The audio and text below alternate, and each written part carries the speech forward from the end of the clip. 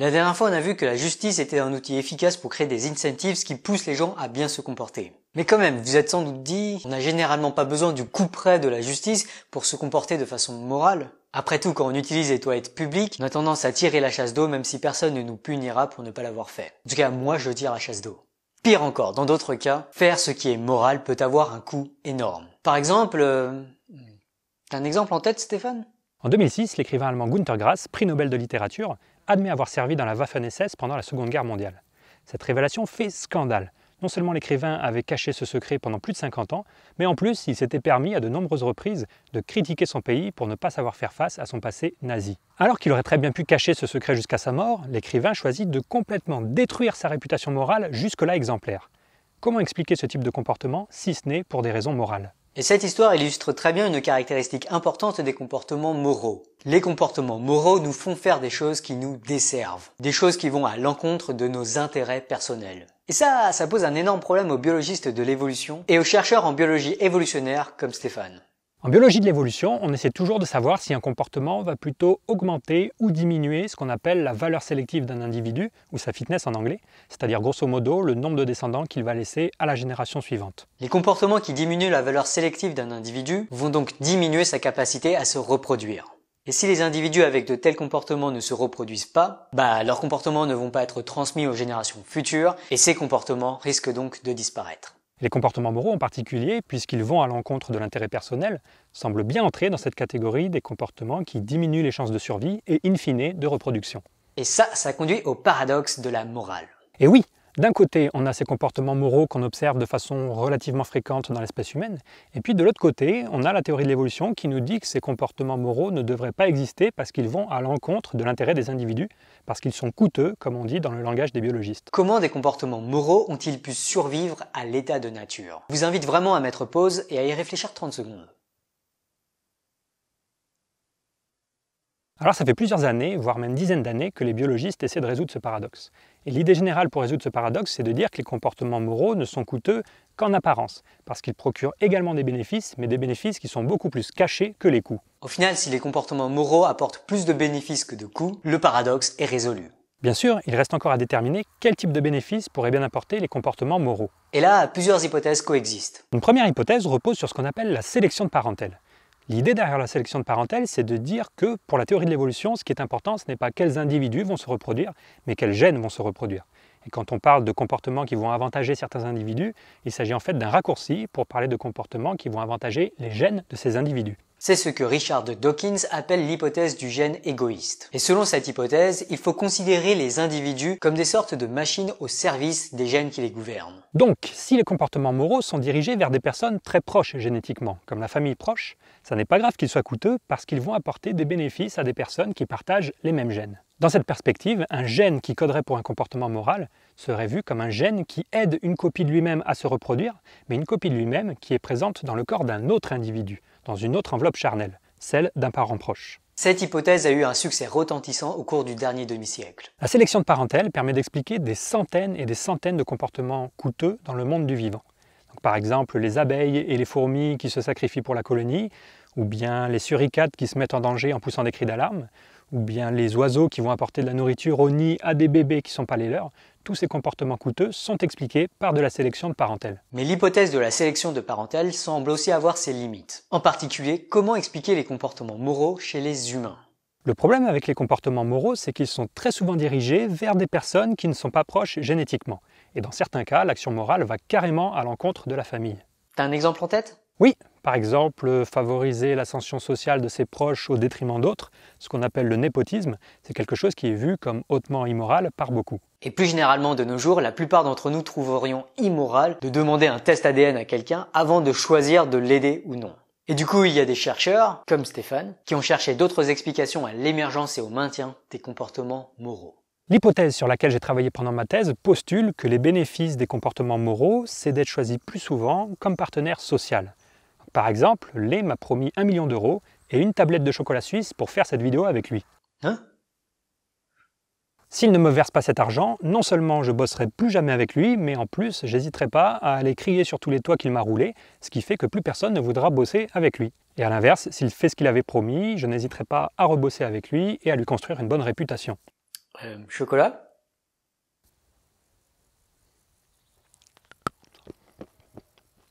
Merci Lé. Cette situation vous est sûrement familière. Dans la vie de tous les jours, on essaie toujours d'éviter d'interagir, quand c'est possible bien sûr, avec les gens qui ne se sont pas bien comportés avec nous. Les gens injustes, inéquitables, immoraux. Dans le même genre, la menace d'un mauvais commentaire sur Google ou TripAdvisor est souvent super utile pour empêcher les hôtels et les restaurants de vous maltraiter. Grâce aux commentaires, tout comportement moral est immédiatement repéré et un vendeur qui ne se comporterait pas bien pourrait très vite couler son business. Alors aujourd'hui, on pourrait plus ou moins s'en sortir en se comportant de manière immorale, mais imaginez ce que ça aurait pu donner il y a 50 ou 100 000 ans. Dans l'environnement dans lequel on a évolué pendant des centaines de milliers d'années, la coopération est omniprésente.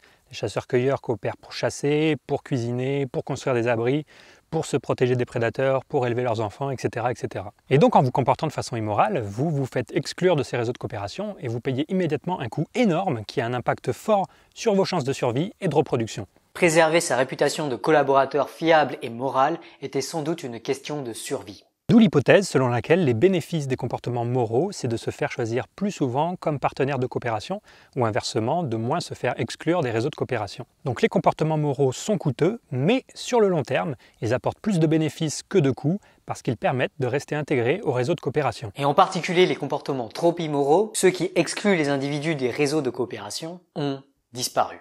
Telle serait la clé de l'émergence et de la survie des comportements moraux. Alors, c'est bien beau comme hypothèse, mais comment on la teste? Le problème pour la tester, c'est que l'évolution de comportements moraux a probablement eu lieu sur des centaines de milliers d'années. Et donc on peut évidemment pas remonter en arrière pour essayer de l'observer, et on peut pas non plus la recréer en laboratoire. D'où une approche plus théorique de la biologie évolutionnaire, et ça j'aime bien. On pourrait ainsi vouloir vérifier le lien de cause à effet, à savoir prouver mathématiquement que si les individus choisissent leurs partenaires et connaissent les réputations des uns et des autres, alors la sélection naturelle ne gardera que ceux aux comportements moraux. Et la biologie dite mathématique utilise justement la théorie des jeux pour prouver de tels théorèmes. Mais bien souvent, mathématiser de tels liens de cause à effet requiert une simplification à outrance de la biologie. On peut alors préférer être plus proche de la biologie et s'éloigner des mathématiques, et ceci peut se faire à l'aide de simulations numériques. Et c'est ce qu'a fait Stéphane. Imaginez que la seule chose que vous allez faire dans les 24 heures qui arrivent, c'est essayer de trouver d'autres personnes avec qui collaborer pour produire des ressources, mais que pour produire ces ressources, vous devez d'abord vous mettre d'accord sur un partage. Et le but du jeu pour vous, c'est d'avoir accumulé le maximum de ressources au bout de ces 24 heures. Et la question que je vous pose, c'est quel partage allez-vous proposer aux autres personnes ? Est-ce que vous allez leur donner le moins possible, l'avantage étant que vous garderez une grosse part de la ressource pour vous, mais en contrepartie, vous vous ferez moins choisir comme partenaire? Ou est-ce que vous allez être très généreux dans vos partages, l'avantage étant que vous serez très souvent choisi comme partenaire de coopération, mais en contrepartie, vous garderez moins de la ressource pour vous-même dans chacune des interactions? On a là typiquement un paradoxe de la morale. A priori, il vaut mieux tout garder pour soi, mais ça nuit à la coopération. Mais du coup, Stéphane, comment as-tu déterminé la valeur sélective des individus en fonction de la manière dont ils étaient prêts à partager? Et surtout, comment as-tu pu montrer quelle stratégie de partage allait subsister? Ce que j'ai fait, c'est recréer l'évolution dans des ordinateurs. Donc j'ai modélisé une population d'individus qui doivent se partager des ressources qu'ils ont produites en coopérant et qu'ils peuvent choisir avec qui ils veulent coopérer sur la base de leur réputation de partage. Pour simplifier, on va dire que à quel point un individu est moral, c'est-à-dire à quel point il partage, c'est codé par un seul gène. C'est-à-dire que dans mon modèle, les individus auront un gène qui va déterminer comment ils vont partager. Et tout au long de sa vie, chaque individu va rencontrer des dizaines d'autres individus, et ce gène de partage qui le caractérise va déterminer s'il accepte de coopérer et de produire des ressources avec chacun des autres individus qu'il rencontre. Arrivé à la fin de sa vie, chaque individu va se reproduire en fonction des ressources qu'il aura accumulées. Plus un individu aura accumulé de ressources, plus il produira de descendants. Ça, c'est la sélection naturelle. Et de façon cruciale, il y a aussi transmission du patrimoine génétique. Tout à fait. Quand un individu produit un descendant, il lui transmet son gène de partage, avec éventuellement plus ou moins une petite mutation, comme c'est le cas dans tout processus évolutif. Et c'est là que ça devient intéressant, parce qu'en introduisant des petites mutations, on est maintenant capable d'explorer l'espace des stratégies de partage possibles. En particulier, s'il y a une meilleure stratégie, grâce aux mutations, il y aura forcément un individu qui finira par l'adopter. Mieux encore, dans de tels jeux et à l'équilibre, on peut démontrer que les gènes de la population correspondront nécessairement à une sorte d'équilibre de nage stable du jeu qui oppose les gènes, que l'on appelle les stratégies évolutionnairement stables ou ISS en anglais. Tout ce qu'il nous reste à faire, c'est donc de faire tourner notre modèle sur des milliers de générations. Donc pendant des milliers de générations, on va simuler des individus qui se choisissent les uns les autres, qui accumulent des ressources et qui se reproduisent. Et ce qu'on va faire, c'est qu'on va regarder, au bout de milliers de générations, quels sont les gènes de partage qui subsistent dans la population. Et du coup, qu'est-ce que tu as obtenu? Ce que les modèles ont montré, c'est que le seul partage qui subsiste au bout de milliers de générations, c'est le partage en 2 parts égales. C'est-à-dire que dans un environnement dans lequel il est nécessaire et possible d'être choisi comme partenaire de coopération, et dans lequel il est nécessaire et possible de choisir ses partenaires de coopération, le partage qui va maximiser votre valeur sélective, qui va maximiser votre nombre de descendants, c'est un partage en 2 parts égales. Toutes choses étant égales par ailleurs, bien sûr. Autrement dit, les partages qui sont favorisés par la sélection naturelle sont des partages en 2 parts égales. Les individus qui donnent moins, qui sont trop égoïstes, ont tendance à moins se faire choisir comme partenaire de coopération et donc à moins se reproduire au final. Et les individus qui donnent beaucoup aux autres, qui sont très généreux, ils ont tendance à se faire exploiter et donc au final, ils se reproduisent moins également. Incroyable. Le devoir moral de partage égalitaire que l'on retrouve à travers le monde est une propriété émergente de ce modèle simpliste de l'évolution. Enfin, on a là un partage égalitaire en partie parce que les individus de la population sont tous identiques, notamment dans leur contribution à la production économique. Que se passerait-il s'il y avait des différences dans les capacités de production ? Eh bien, j'ai aussi modélisé ce cas en introduisant dans la population des individus qui travaillent plus que d'autres pour produire la ressource. Et dans ce cas, les modèles ont montré que les gènes qui sont favorisés par la sélection naturelle sont ceux qui récompensent les individus qui travaillent le plus, ce qui est à nouveau une intuition morale assez répandue. Et j'ai également introduit des différences de force physique entre les individus. Et les modèles ont montré que, tant qu'il est nécessaire d'être choisi comme partenaire de coopération, les individus forts n'ont aucun intérêt à essayer de profiter de leur force pour extorquer des ressources aux individus les plus faibles, ce qui est à nouveau une intuition morale assez répandue.